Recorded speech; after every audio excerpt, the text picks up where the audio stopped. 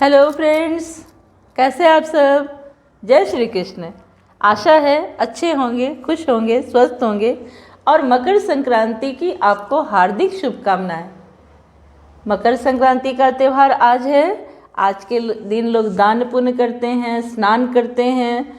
तो 14 या 15 किस दिन मनाएं हम लोग मकर संक्रांति? तो 14 तारीख को 2:30 पर सूर्य मकर राशि में प्रवेश कर रहे हैं।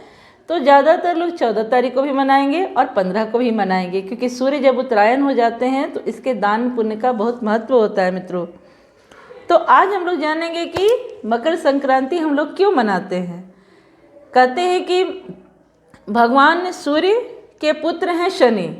एक बार भगवान सूर्य को अपने पुत्र से मिलने का बहुत मन हुआ और भगवान शनि का जो घर है उसका नाम है मित्रों कुंभ। जैसे हम लोग घर बनवाते हैं तो हम लोग लिख देते हैं ना शिव सदन, या अपने लक्ष्मी कृपा, या अपने माता पिता के नाम पर भी हम लोग अपने घर का नाम रखते हैं। उसी तरह शनि के घर का नाम है कुंभ। शनि कुंभ घर में रहते हैं। लेकिन जब उनके पिता को मिलने की इच्छा हुई और सूर्य भगवान पहुँचे कुंभ शनि के घर, तो शनि भगवान बहुत खुश हुए, बहुत ही अपने पिता का मान सम्मान किए। लेकिन उनकी पत्नी जो शनि भगवान की पत्नी है, उन्होंने सूर्य भगवान का आदर नहीं किया, उनका सम्मान नहीं किया, क्योंकि वो भगवान शनि से नाराज़ रहती थी। क्योंकि शनि भगवान की पत्नी और शनि का वैवाहिक जीवन अच्छा नहीं था, क्योंकि शनि भगवान अपने वैवाहिक जीवन के बाद भी अपने कामों में ही व्यस्त रहते थे, अपनी पत्नी की किसी बात पर ध्यान नहीं देते थे। तो शनि भगवान की पत्नी ने उन्हें श्राप दिया था कि आप जिस पर दृष्टि डालोगे वह भस्म हो जाएगा। और ऐसे श्राप के कारण शनि भगवान की मूर्तियों में आप देखेंगे कि लोग मंदिरों में तो बनवा देते हैं कि शनि भगवान की दृष्टि सामने है, पर शनि भगवान ने जब से इनकी पत्नी ने श्राप दिया तब से भगवान शनि की नज़रें जो होती हैं वो दृष्टि नीचे होती है। ऐसा लोग कहते भी हैं कि शनि भगवान की अगर आप मूर्ति देखिए तो उनके आँखों में नहीं देखना है, क्योंकि सामने दृष्टि पड़ने पर व्यक्ति के साथ वो अच्छा कार्य नहीं होता है। तो इस कारण वो अपने पति से दुखित रहने के कारण सूर्य भगवान का वो सम्मान नहीं की, उन्हें आदर नहीं दिया। इस कारण सूर्य भगवान काफ़ी कुपित हुए कि मैं अपने बहू और बेटे के घर में आया हूँ और यहाँ पर मेरी बहू सम्मान नहीं करती। तो सूर्य भगवान को काफ़ी गुस्सा आया। इस क्रोध के कारण उन्होंने अपने पुत्र का ही घर जला दिया, पुत्र का घर जला दिया। और ऐसा कार्य करने पर उन्हें आत्मिक एक संतुष्टि तो हुई, पर वो जब अपने घर गए, सूर्य भगवान अपने घर आए, तो उन्हें अपने इस कार्य पर काफ़ी ग्लानि महसूस हुई कि ये क्या मैंने कर दिया, मैंने अपने बेटे का घर जला दिया।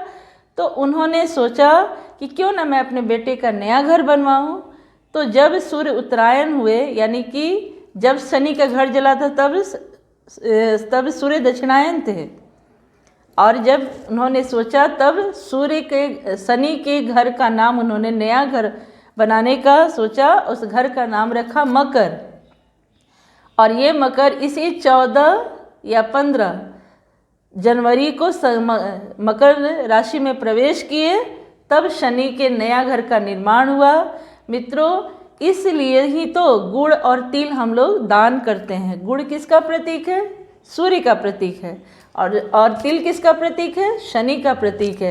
पिता और पुत्र का मिलन हो, पिता और पुत्र एक दूसरे का सम्मान कर सके, इसलिए भी हम लोग ये त्यौहार मनाते हैं। ऐसी तो बहुत चीज़ें हैं जो हम लोग दान करते हैं। जैसे अब घर के जो छोटे लोग हैं वो बड़ों को भी कोई उपहार देते हैं। और आज चूँकि 14 तारीख को सूर्य भगवान ने शनि का घर बनवाया था, इसलिए लोग 14 दीपक का दान भी करते हैं। और उस दीपक में अगर हो सके तो उस दीपक को मिट्टी के दिए से दान किया जाता है, नहीं तो आटे का दीपक से दान किया जाता है। उसमें तिल का तेल हो भी सकता है, घी का भी दिया हो सकता है।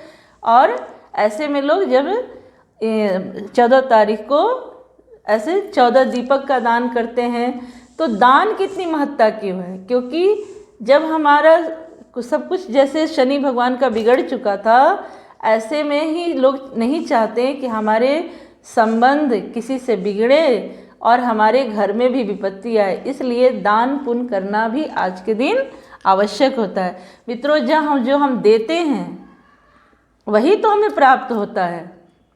आज हमारे घर में रोशनी है तो हमारे घर में रोशनी क्यों है? क्योंकि हमने ऐसे रोशनी रूपी दीपक का दान किया है। हमारे पास जो पैसा है, तो जितना पैसा हम कमाते हैं उतने पैसे को भी जितना हमने दिया है वही हमें रिटर्न के रूप में आता है। जैसे भगवान शिव पर कोई एक लोटा जल चढ़ाता है तो क्या भगवान शिव ने हमें एक ही लोटा जल पीने के लिए दिया है? जिस पानी से हम लोग नहाते हैं, स्नान करते हैं, खाना बनाते हैं, यानी पानी के बिना तुम्हारा कोई जीवन ही नहीं है। तो यानी ईश्वर को आप एक देते हैं, आपको दुगना तिगुना रिटर्निंग होके लौटता है। इसलिए मकर संक्रांति का पर्व मनाते हैं। तो मुझे उम्मीद है कि आपको ये बातें अच्छी लगी होंगी। तो आपको भी मकर संक्रांति की बहुत बहुत शुभकामनाएं। आप भी दही चूड़े के साथ अपने जीवन आज इस मकर संक्रांति को मनाएं और खुश रहें, खुशियां बांटें। धन्यवाद मित्रों।